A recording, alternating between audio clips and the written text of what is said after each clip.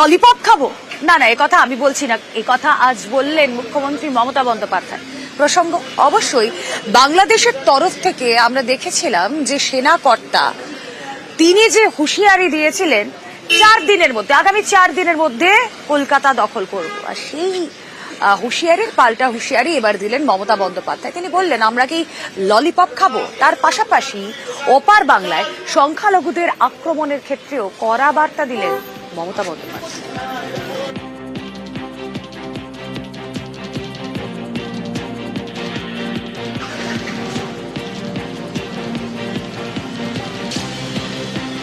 চার দিনের মধ্যে কলকাতা দখলের হুঁশিয়ারি দেওয়া হয়েছে।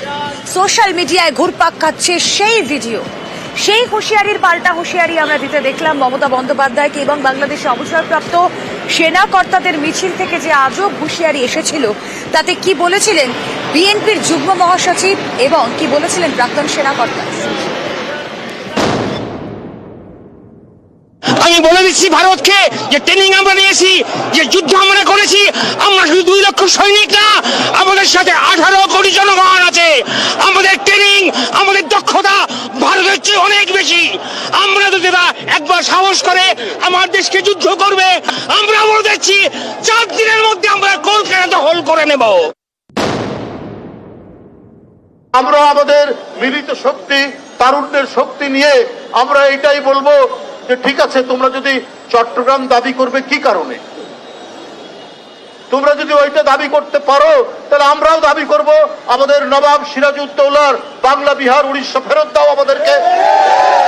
ছেড়ে কথা বললেন না মুখ্যমন্ত্রী মমতা বন্দ্যোপাধ্যায়।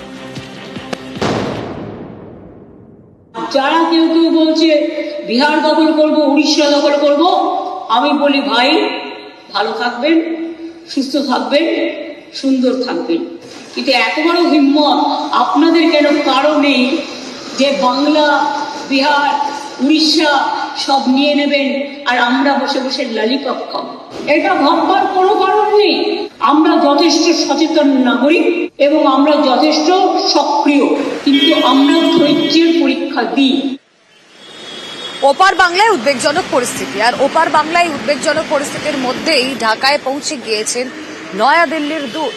আজ দুপুরে বিদেশ সচিব, ভারতের বিদেশ সচিব বিক্রম মিশ্রির সঙ্গে ওপার বাংলার বিদেশ সচিবের বৈঠক হয়। তারপরই আজ সন্ধ্যায় আমাদের যে বৈঠকের দিকে নজর ছিল, সেখানে মোহাম্মদ ইউনূসের সঙ্গে, তদারকি সরকারের সঙ্গে বিদেশ সচিবের এই বৈঠক, এবং সেই বৈঠকে এখনো পর্যন্ত কি আপডেট জানাবেন সরাসরি নয়াদিল্লি থেকে রয়েছেন সহকর্মী মৈত্রী ভট্টাচার্য। মৈত্রী,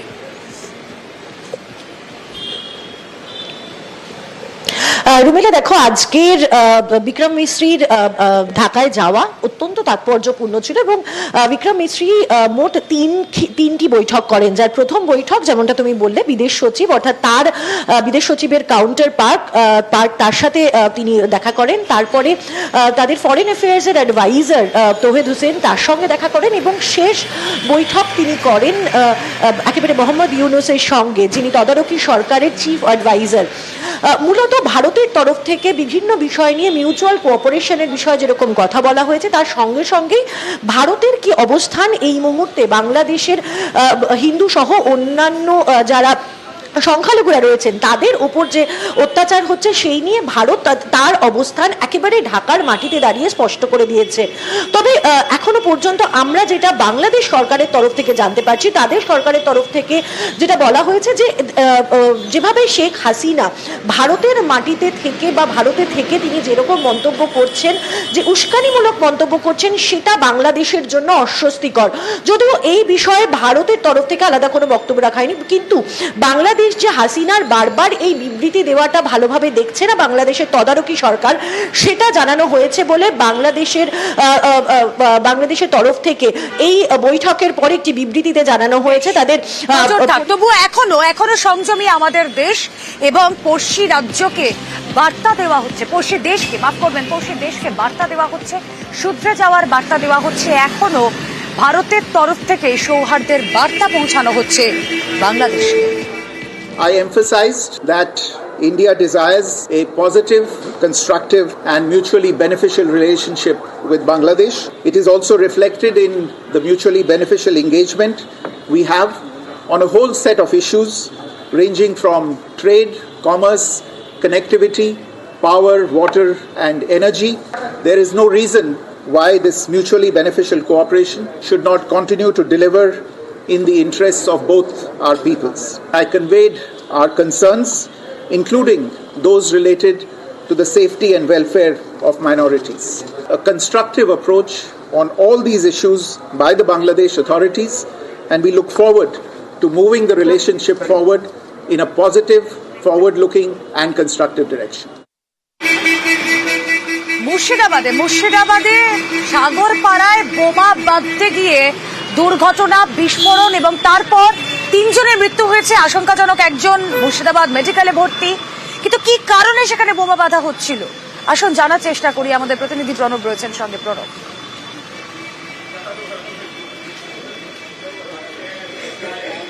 দেখো, সাগরপাড়া থানার যে খয়েরতলা এলাকায় সেখানে মামুন মোল্লা বাড়িতে সেখানেই বোমা বাঁধার কাজ চলছিল এবং সেই বোমা বিস্ফোরণে 3 জনেরই মৃত্যু হয় এবং বিস্ফোরণের তীব্রতা এতটাই ছিল যে পাকা বাড়ির ছাদ পর্যন্ত ভেঙে যায় এবং যে সিঁড়ি ঘরের টিনের চালা সে কিন্তু সেই টিন তোমার উড়ে গিয়ে গাছের মধ্যে গিয়ে লেগে যায়। এবং এলাকাবাসীদের অভিযোগ যে এই যে 3 জন মারা গিয়েছে এরা কিন্তু সীমান্তে পাচারের কাজে যুক্ত এবং যেহেতু এই মাত্র শীত পড়েছে এবং কুয়াশার সুযোগ নিয়ে সেই পাচারের কাজে ব্যবহার করার জন্যই এই বোমাগুলো বাঁধা হচ্ছিল বলে পুলিশের প্রাথমিক ধারণায় এবং এলাকার মানুষেরও অভিযোগ। এবং শুধু তাই নয়, এই মামুন মোল্লা এবং যে আরও 2 জন মারা গিয়েছে এরা মাদক কেসে কিছুদিন আগেই জেল খেটে এসেছে, জামিন পেয়ে বাড়ি ফিরে এসেছে এবং পার্শ্ববর্তী তাদেরই একটি দলের সঙ্গে বেশ গণ্ডগোল হয়েছিল, সংঘর্ষ হয় এবং সেই ঘটনার ক্ষেত্রে রাখবো এবার বাঁকুড়ার দিকে, কারণ সেখানে অবাধে বালি পাচার আর ক্যামেরায় সেই বালি পাচারের ছবি ধরা পড়ল। আসুন কথা বলি, আমাদের প্রতিনিধি প্রিয়ব্রত রয়েছেন সঙ্গে। প্রিয়ব্রত, এই বালি পাচার ঘিরে ইতিমধ্যেই শাসন বিরোধী তরজা শুরু হয়ে গিয়েছে, কিন্তু কিভাবে এই বালি পাচার হচ্ছে, কারা করছে?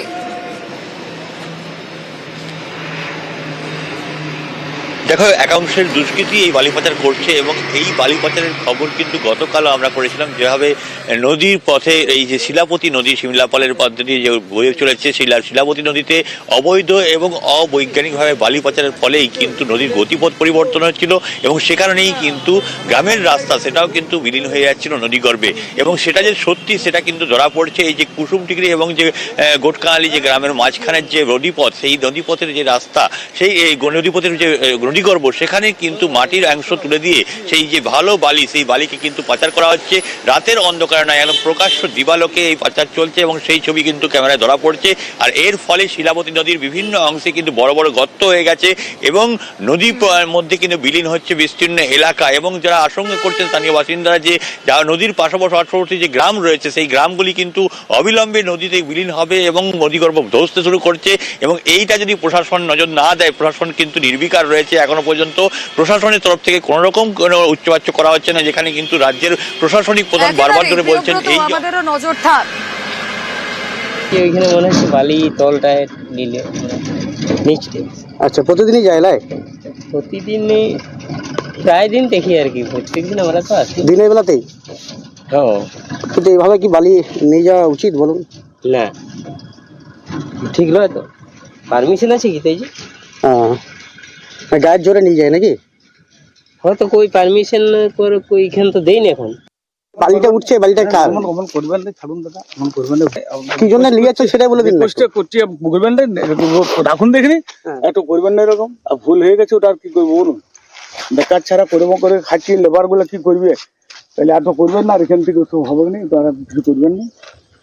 এটা আমি বুঝতে পারছি, এটা আমার রিকোয়েস্ট করছি আমি, ওটা আর করবেন না।